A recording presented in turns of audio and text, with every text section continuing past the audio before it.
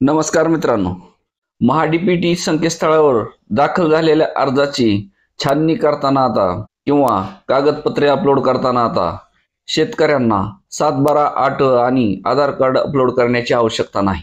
ठिबक अनुदानासाठी महाडीबीटी संकेतस्थळावर दाखल झालेल्या अर्जाची छाननी आता 6 कागदपत्रेच तपासली जाणार असून तशा सूचना क्षेत्रीय कर्मचाऱ्यांना दिलेल्या आहेत।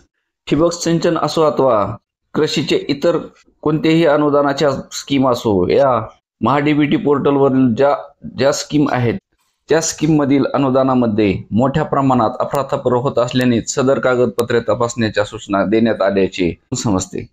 राष्ट्रीय विकास योजनेतून प्रति थेंब अधिक पीक उपक्रमांतर्गत 2025-26 या आर्थिक वर्षात अनुदान वाटपाकरता सध्या सर्वत्र कामकाज चालू आहे।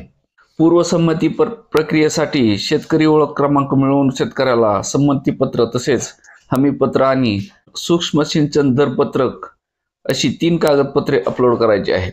मात्र त्यापेक्षा इतर कागदपत्राची मागणी अपेक्षित नाही। तसेच संबंधित क्षेत्रीय अधिकाऱ्यांना तशा सूचना दिलेल्या आहेत। शेतकऱ्यांनी पूर्वसंमतीनंतर प्रत्यक्ष ठिबक संचक बसविल्याच्या दुसऱ्या टप्प्यात मात्र आणखी 3 कागदपत्रे अपलोड करायला लागणार आहेत। त्यात पेमेंट केलेले देयके, सूक्ष्म सिंचन आराखडा आणि काम पूर्णत्वाचा दाखला याचा समावेश असणार आहे। केवळ याच 3 कागदपत्राची तपासणी केली जाणार असून त्यामुळे शेतकऱ्याला महाडीबीटी संकेतस्थळावर अनुदानासाठी या 6 कागदपत्राशिवाय इतर अनावश्यक कागदपत्रे जसे की आधार कार्ड 8 आणि 7/12 हे अपलोड करावे लागणार नाहीत असे स्पष्ट झाले आहे। तुषार व ठिबक अनुदानासाठी अर्ज करण्यापूर्वी संबंधित शेत जमिनीवर गेल्या 7 वर्षात ठिबक अनुदानाचा लाभ घेतलेला नसावा, तशी यापूर्वीची असलेली अट आता देखील कायम ठेवण्यात आलेली आहे।